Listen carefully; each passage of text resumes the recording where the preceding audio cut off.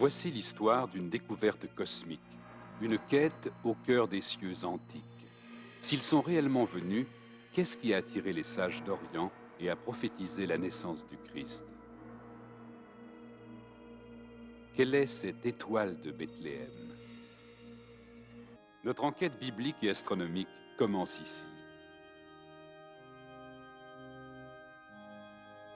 La nativité sur les vitraux du Moyen-Âge. Marie, mère de Jésus.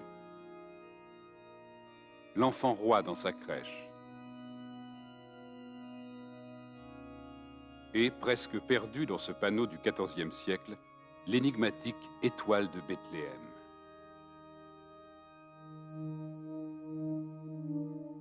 Une supernova peut-être?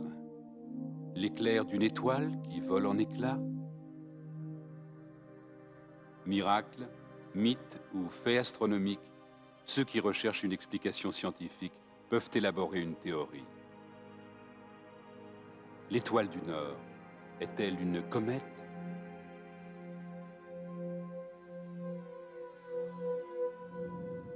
Ou la conjonction de deux planètes? Les possibilités sont nombreuses. L'astronome, lui, a besoin de faits historiques. Il y a tant de phénomènes célestes à cette époque, comme d'ailleurs à toutes les époques, que si vous me donnez une date de naissance du Christ, je pourrais vous expliquer le phénomène de l'étoile de Bethléem.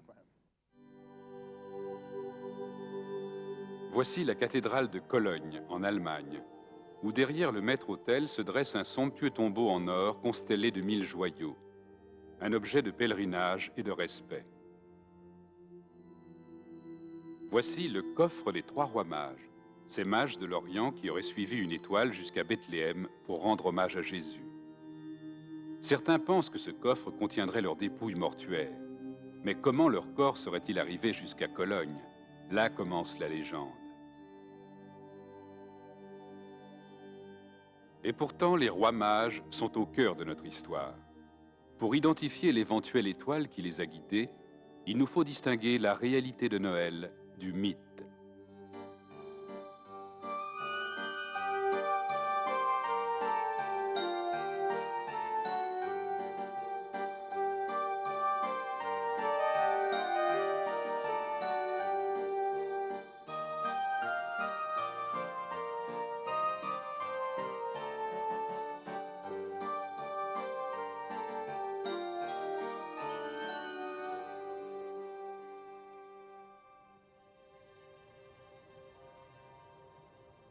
La Judée du XXe siècle, la ville arabe de Bethléem. Sans la croyance chrétienne que Bethléem est le lieu de naissance du Christ, cette ville passerait inaperçue aux yeux du monde. Pour les chrétiens de l'Ouest, Jésus est né ici un 25 décembre, une date qu'on a déterminée des siècles plus tard. Elle correspond à peu près à la fête païenne du solstice d'hiver. Pour les chrétiens de l'Est, ce serait le 6 janvier. Pour les gens qui vivent ici, les faits historiques ont peu d'importance.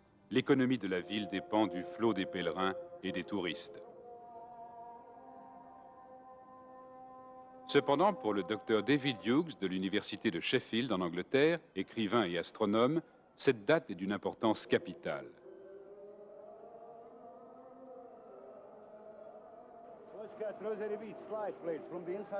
Dans une série de publications scientifiques, Hughes soutient que les chrétiens et les historiens sont bien loin du compte quant à la date exacte.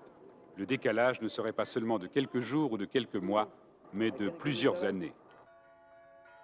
C'est en septembre 1993, dans l'église de la Nativité, que Hughes pense avoir assisté avec d'autres pèlerins à la vraie célébration de Noël. À quelques jours près, 2000 ans se seraient écoulés depuis cette naissance historique.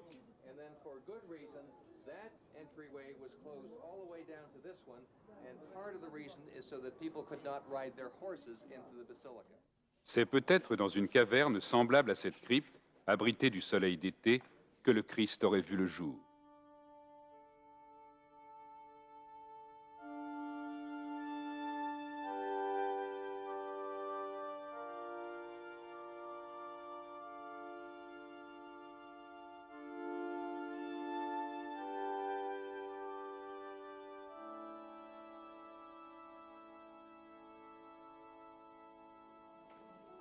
Luthériens, orthodoxes, non-conformistes, catholiques, tous réunis dans un même élan œcuménique pour prier ou allumer un cierge. Certains pensent que la crèche se trouvait ici. C'est un lieu de pèlerinage pour des milliers de croyants.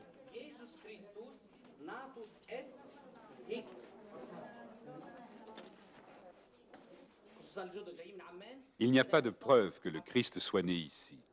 Mais David Hughes est certain qu'une naissance a eu lieu dans cette région et qu'il en trouvera la date. J'ai précisé dans mon livre que Jésus-Christ est né le 15 septembre de l'an 7 avant Jésus-Christ. Je ne suis pas convaincu de cette date, mais je pense que les mages, eux, en étaient sûrs. Ils ont regardé les étoiles, ils ont regardé l'héliacal et la chronicale ascendant, et voilà qu'aujourd'hui, 2000 années plus tard, le Jérusalem Post n'en dit même pas un mot.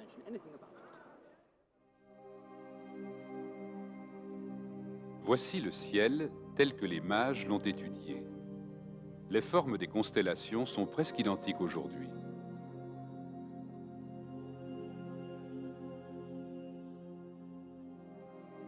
Autrefois, ni les lumières de la ville ni la pollution atmosphérique ne gênaient qui que ce soit. Il était nécessaire d'avoir une vision nette et claire des étoiles, car c'était la seule façon de mesurer le temps, les jours et les saisons. Les mages de l'Orient regardaient les étoiles. Une étoile annonciatrice d'un tel événement au pays des Juifs ne serait pas passée inaperçue. La Galilée, au nord de la Judée. Replongeons dans les textes des évangiles. Un jeune homme sérieux nommé Joseph. Joseph était artisan, charpentier ou menuisier peut-être. Il était fiancé à une jeune femme appelée Marie, du village de Nazareth. Mais Joseph était inquiet. Sa fiancée était enceinte et il n'était pas le père. Voici ce que dit l'Évangile selon saint Matthieu. Alors qu'il avait formé ce dessein, voici que l'ange du Seigneur lui apparut en songe et lui dit : « Joseph, fils de David, ne crains pas de prendre chez toi Marie, ta femme, car ce qui a été engendré en elle vient de l'Esprit Saint. » D'après saint Matthieu, Joseph était un homme juste.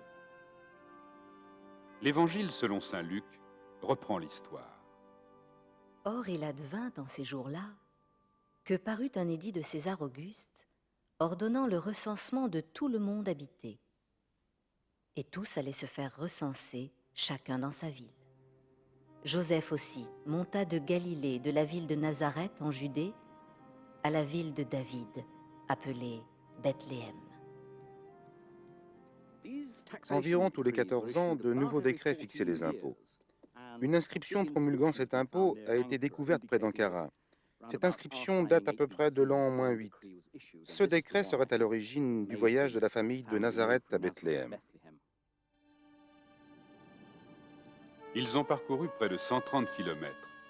Le voyage était nécessaire du fait que Joseph était l'un des descendants du roi David, que Bethléem était ville royale, qu'Israël appartenait à l'Empire romain et que César Auguste avait décrété que chaque homme devait payer l'impôt dans sa ville d'origine.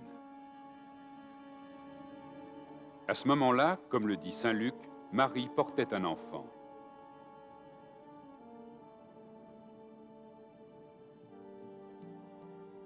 Il advint, comme ils étaient là, que les jours furent accomplis où elle devait enfanter.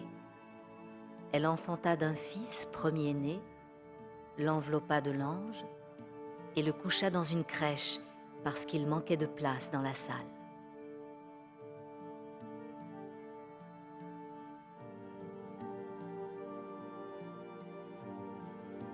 Il y avait dans la même région des bergers qui vivaient aux champs et gardaient leurs troupeaux durant les veilles de la nuit.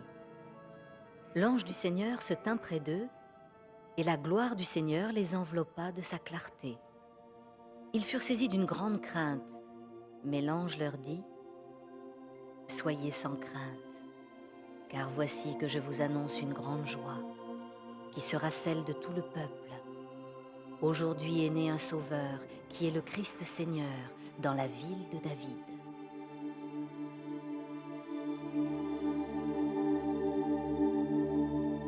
Saint Luc nomme l'apparition l'ange du Seigneur. Mais certains ont avancé une théorie cosmique.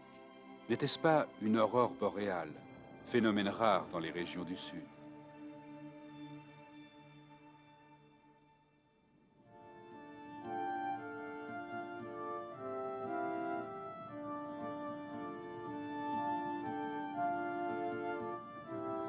Voici l'image traditionnelle des mages, 3 sages, des rois peut-être, qui viennent de l'Orient. Loin devant eux, une étoile les guide jusqu'à Bethléem. On les décrit souvent en rendant hommage à la nativité.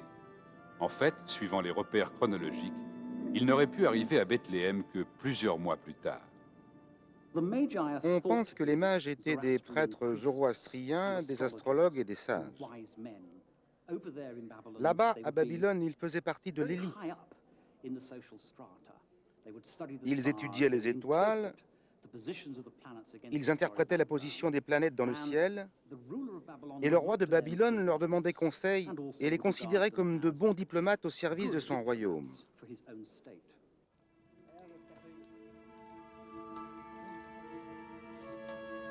Ce n'étaient pas des rois, mais des prêtres du prophète perse Zoroastre. Ce n'étaient pas non plus des cavaliers à dos de chameau. Les hommes d'un tel rang montaient à cheval. Les chameaux servaient à porter les bagages. La caravane en partance pour la Judée se composait d'une douzaine de mages et d'autant de domestiques.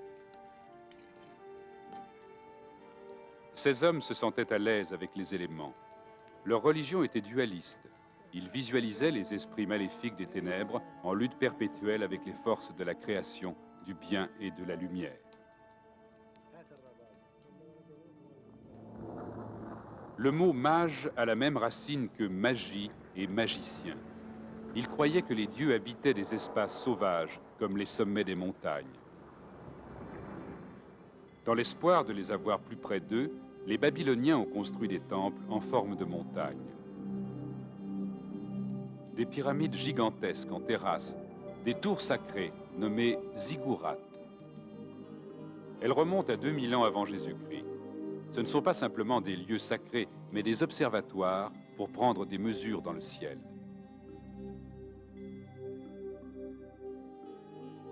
En effet, les Babyloniens ont inventé le zodiaque et l'astrologie, posant comme principe que les corps célestes influencent les humains.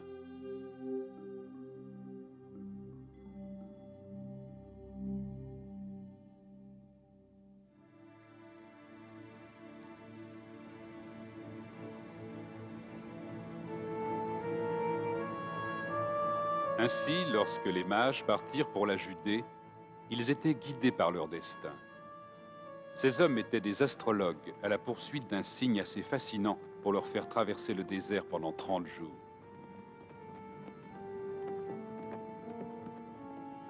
Nous connaissons les mages à travers l'Évangile selon saint Matthieu. Au temps du roi Hérode, voici que des mages venus d'Orient arrivèrent à Jérusalem en disant « Où est le roi des Juifs qui vient de naître? Nous avons vu en effet son astre à son lever et sommes venus lui rendre hommage. » L'ayant appris, le roi Hérode s'émut et tout Jérusalem avec lui. La province de Judée appartenait à Rome, mais Hérode y possédait un pouvoir important et il ne supportait pas l'idée de l'existence d'un usurpateur.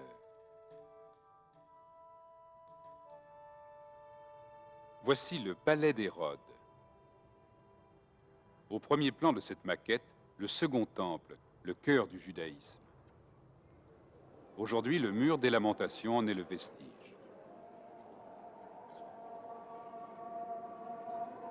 Il y a 2000 ans, Hérode réunit ses prêtres.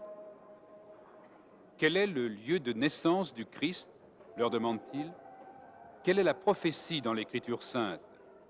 À Bethléem, répondirent-ils. De son palais, Hérode montra aux sages la direction du sud. Les mages ont sans doute quitté Jérusalem par la porte de Jaffa. Hérode leur a probablement expliqué que le nouveau roi des Juifs, Jésus, était né à Bethléem. Ils devaient, en accord avec la prophétie, sortir par cette porte et parcourir de nuit 10 kilomètres vers le sud. 2 heures plus tard, ils étaient à côté de Jésus et de ses parents. Saint Matthieu encore. Et voici que l'astre, qu'ils avaient vu à son lever, les précédait jusqu'à ce qu'il vînt s'arrêter au-dessus de l'endroit où était l'enfant.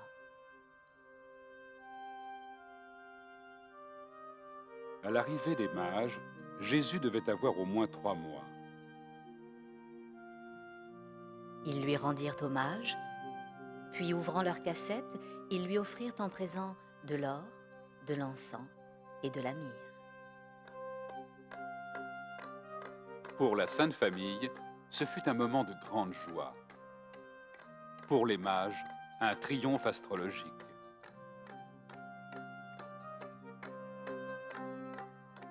Mais des épreuves s'annonçaient. Comme l'a écrit Matthieu à propos des mages, Après quoi, avertis en songe de ne point retourner chez Hérode, ils prirent une autre route pour rentrer dans leur pays.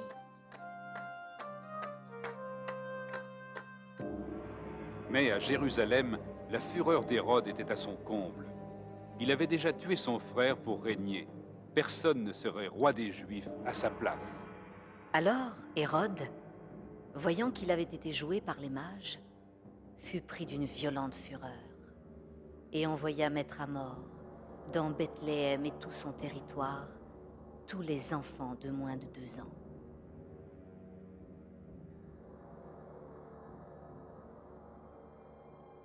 Selon Matthieu, un ange apparut en songe à Joseph, lui conseillant de s'enfuir en Égypte. Ils disparurent pendant 2 ans jusqu'à la mort d'Hérode. La chronologie est maintenant en place. Notre enquête scientifique peut commencer. Voici ce que dit John Mosley de l'Observatoire Griffith en Californie. La clé de toute cette question, concernant à la fois la date de naissance du Christ et l'identité de l'étoile, c'est la mort d'Hérode. L'historien Joséphus nous dit qu'Hérode est mort après une éclipse de lune. Les astronomes peuvent indiquer très précisément le moment de l'éclipse. Nous avons une liste, nous pouvons choisir. On aurait vu 2 éclipses à Jérusalem. L'éclipse partielle de l'an 4 avant Jésus-Christ et une éclipse totale, comme celle-ci, en l'an 1 avant Jésus-Christ.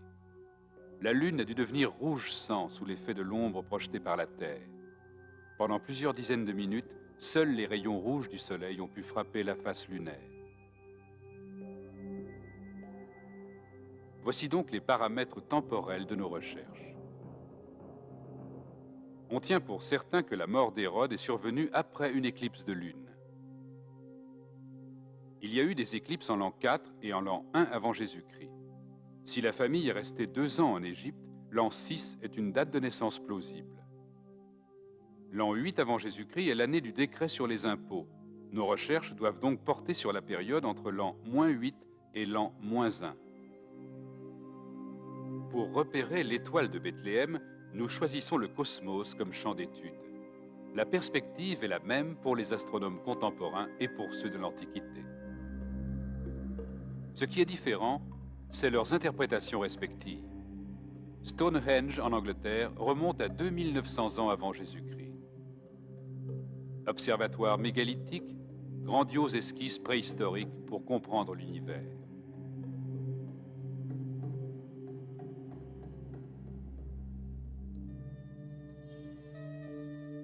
Les Égyptiens de l'Antiquité ont compris le mouvement des étoiles, mais pas la cause sous-jacente.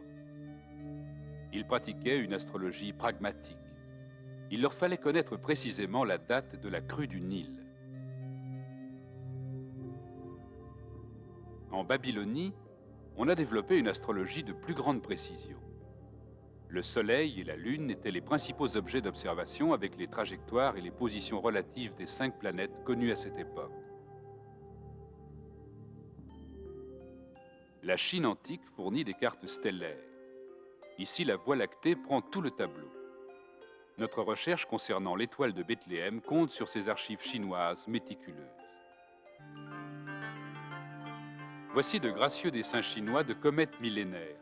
C'est la passion du docteur Yeoman du Jet Propulsion Laboratory de la NASA en Californie. Les observateurs chinois, les astrologues en fait, étaient des hommes vraiment extraordinaires.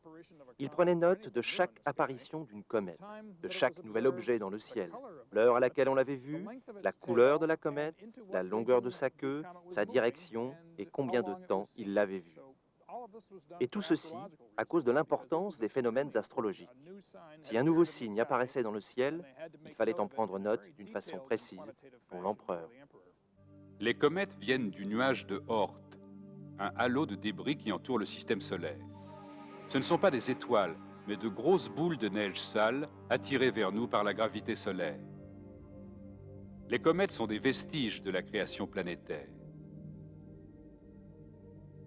Quand une comète s'approche du Soleil, elle se métamorphose de façon étonnante, on dirait une effervescence.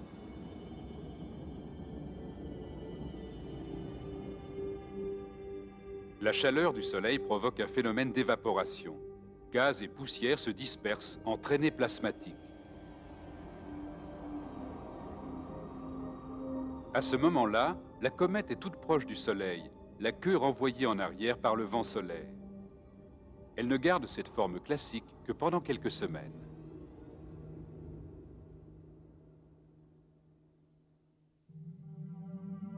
La comète de Halley est la plus connue. Sa grande orbite elliptique dure quelques 76 ans. De son point le plus reculé, au-delà de notre planète la plus lointaine, Halley revient vers le Soleil. Cette comète est passée par chez nous en 1986. C'est la première apparition de l'ère spatiale. Les Européens ont lancé une sonde, Giotto. Elle est passée à moins de 600 km du noyau de la comète de Halley. La sonde a vu un énorme caillou de 9 km sur 15 qui vomissait des tonnes de poussière et de gaz.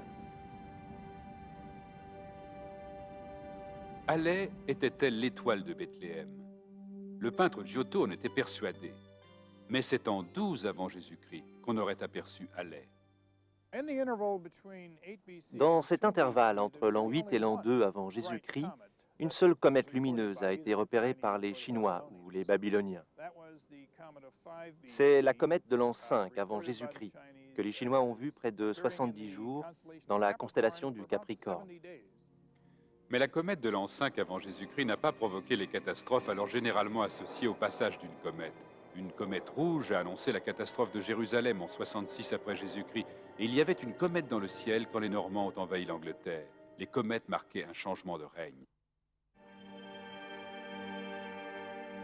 Les rois mages ont-ils ou non suivi une comète?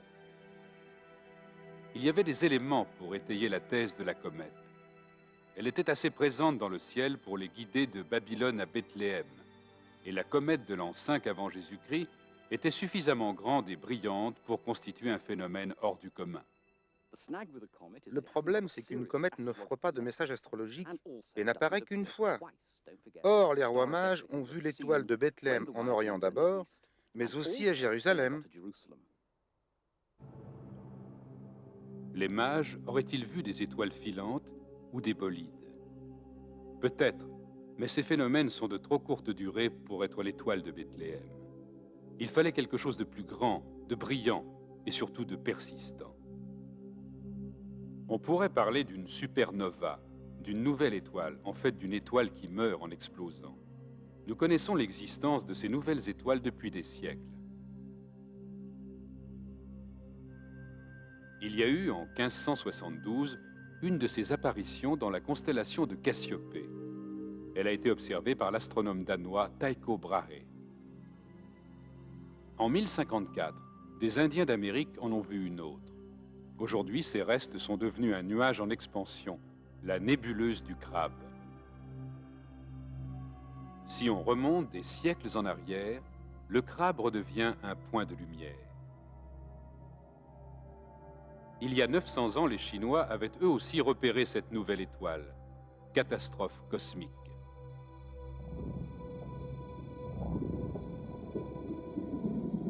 Cette nouvelle étoile était en réalité une vieille étoile en panne d'essence, un géant stellaire devenu supernova. Tout ce qui reste, c'est une minuscule étoile très dense qui tournoie comme un phare, un pulsar.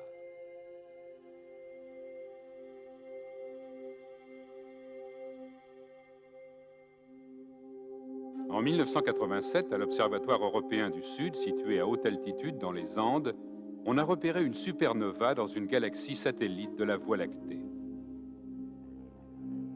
La nouvelle a été immédiatement transmise à l'Observatoire anglo-australien de New South Wales. Cette nuit-là, tous les télescopes de l'hémisphère sud ont été mis en action.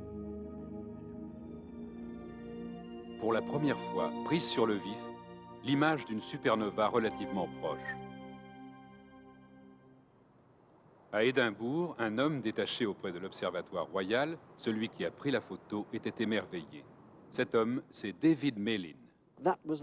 C'était un moment très intense. Le fait d'avoir là une supernova visible à l'œil nu que personne d'autre n'avait vu depuis 400 ans, c'était extraordinaire.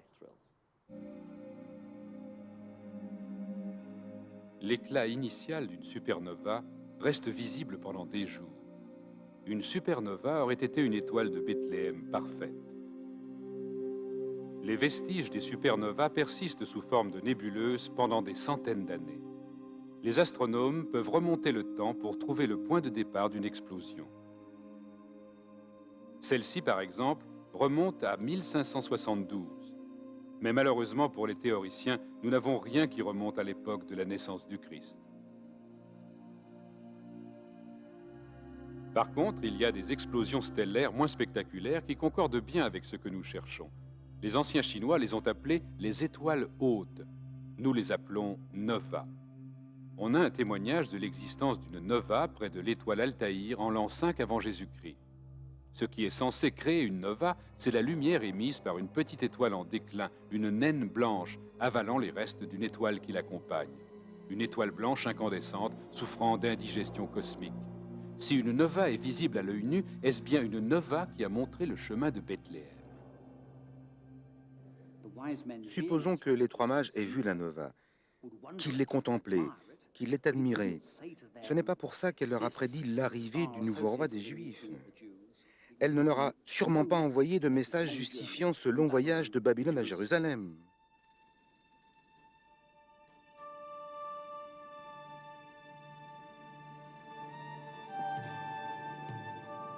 Le voyage des mages a duré longtemps, 3 ou 4 mois sur les routes. C'étaient des astrologues. Ils connaissaient le ciel. Qu'est-ce qui a vraiment motivé ce voyage épique?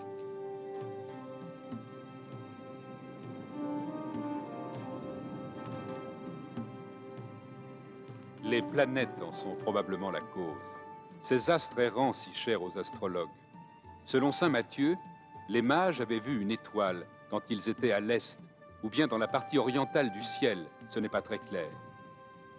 Et si cet astre était Vénus, la planète la plus lumineuse, selon les moments, Vénus apparaît vers l'est ou vers l'ouest.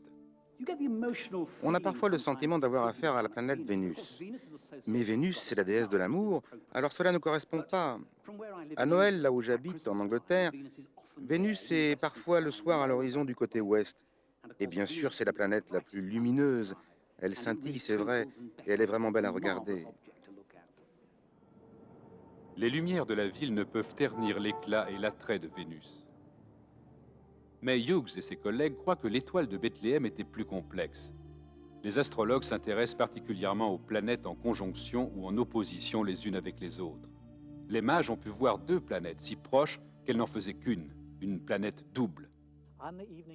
Le soir du 17 juin de l'an 2 avant Jésus-Christ, au fur et à mesure qu'elles se couchaient à l'ouest, Jupiter et Vénus se sont rapprochées.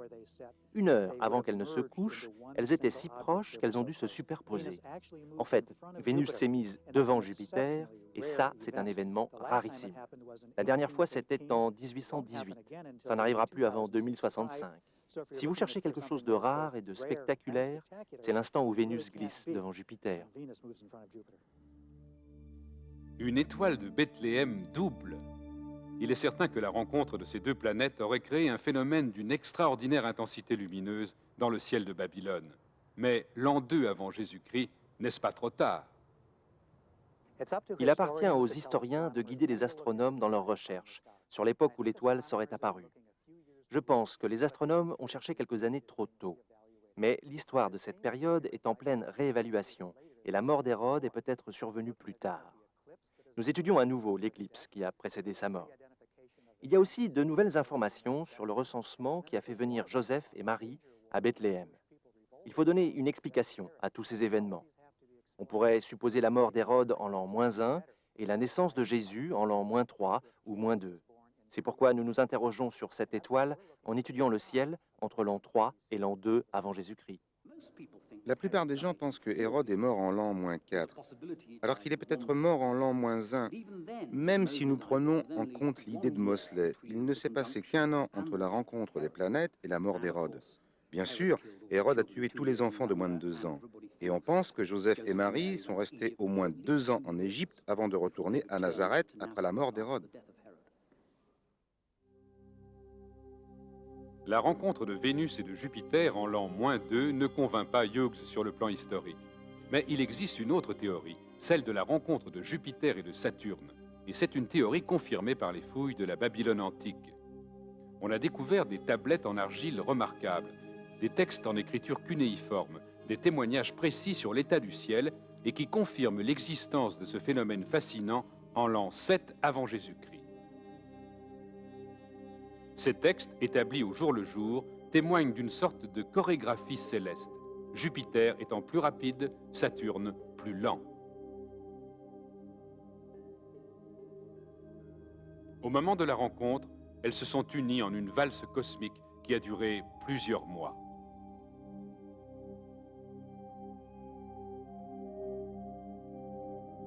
En repassant la séquence, nous voyons Jupiter, cette planète blanche en haut, et Saturne, jaune. 3 fois entre mai et décembre de l'an -7, elles ont failli se superposer. Une triple rencontre. Le plus rare des phénomènes planétaires aux yeux des mages.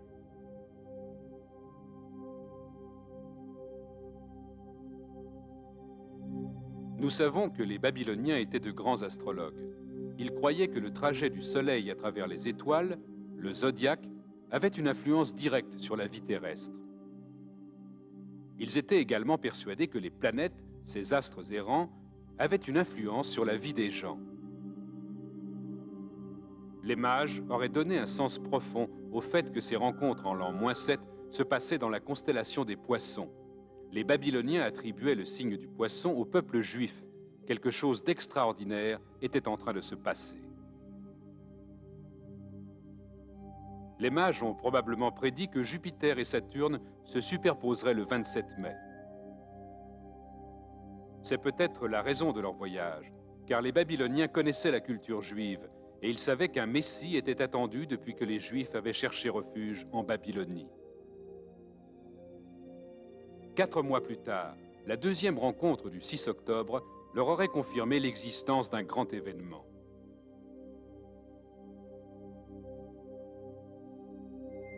Le 1er décembre, la troisième rencontre aurait confirmé ce grand événement.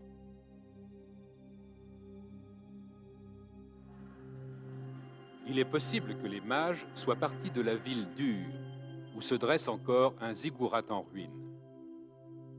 Pour éviter le désert, ils l'auraient contourné par le nord, et aux environs de Damas, les mages auraient eu une vision stupéfiante, un lever achronical.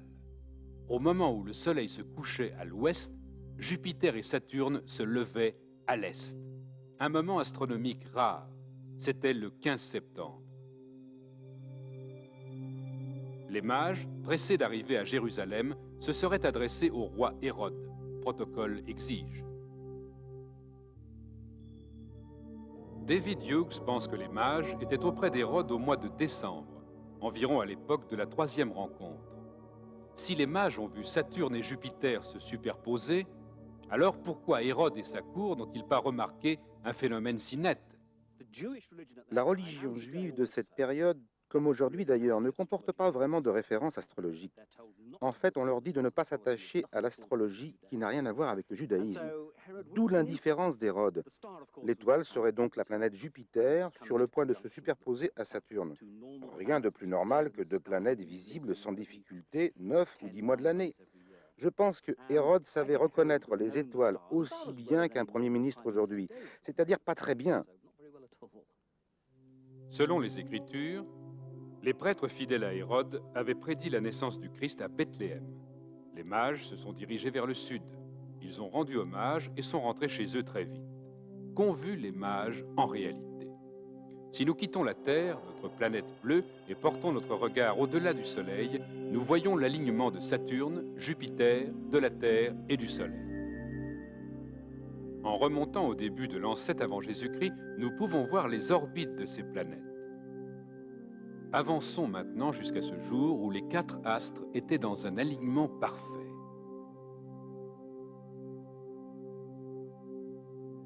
Voilà, c'était le 15 septembre de l'an 7 avant Jésus-Christ.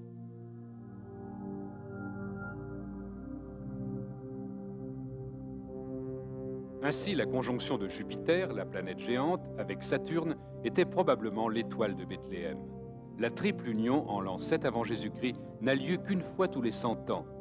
Et que le phénomène ait lieu dans la constellation des Poissons, c'est encore plus rare. La triple rencontre n'a lieu qu'une fois tous les 800 ans. Mais si la naissance du Christ est ainsi confirmée en l'an -7, pourquoi ces erreurs dans le calendrier? C'est à cause de Dionysius Exiguus, un moine romain. En 530 après Jésus-Christ, c'est lui qui établit notre calendrier actuel. Malheureusement, ce monsieur, Denis le Petit, a fait 2 erreurs importantes. Il a oublié de compter l'année 0 et a laissé de côté 4 autres années, ce qui fait une erreur de 5 ans. D'après mes calculs, il y aurait encore 2 années à rajouter. Donc pour moi, le Christ est né en septembre de l'an -7. Je ne peux pas croire que Dionysius ait fait une telle erreur. C'était un historien d'église qui vivait à Rome. Il avait accès à des archives pour lesquelles aujourd'hui on commettrait un crime.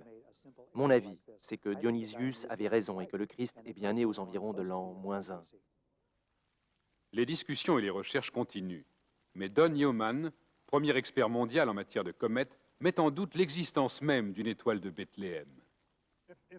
Premièrement, si je dois donner une opinion, je doute de l'histoire de Bethléem. Ça ressemble à un mythe. Deuxièmement, si je dois opter pour une théorie, c'est pour celle de la comète de l'an -5. Un mythe? Quelle drôle d'idée! Si vous croyez à cela, c'est que vous dites à saint Matthieu, vous avez inventé. Dans l'évangile de saint Matthieu, je lis une histoire simple racontée par un homme sincère. Personnellement, je ne peux pas croire que saint Matthieu ait tout inventé.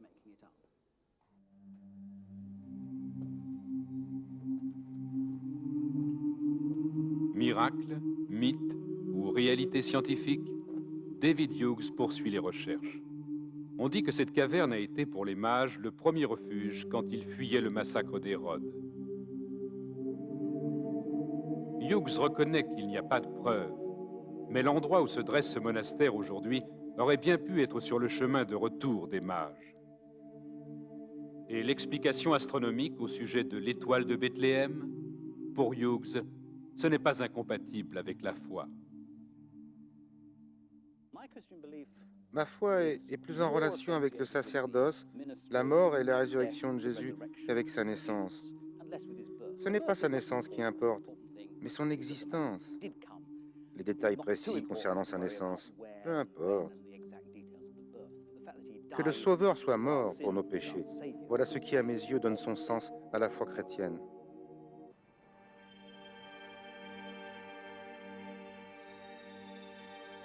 Mythe religieux, ellipse littéraire ou réalité astronomique, le mystère de l'étoile de Bethléem n'est pas résolu.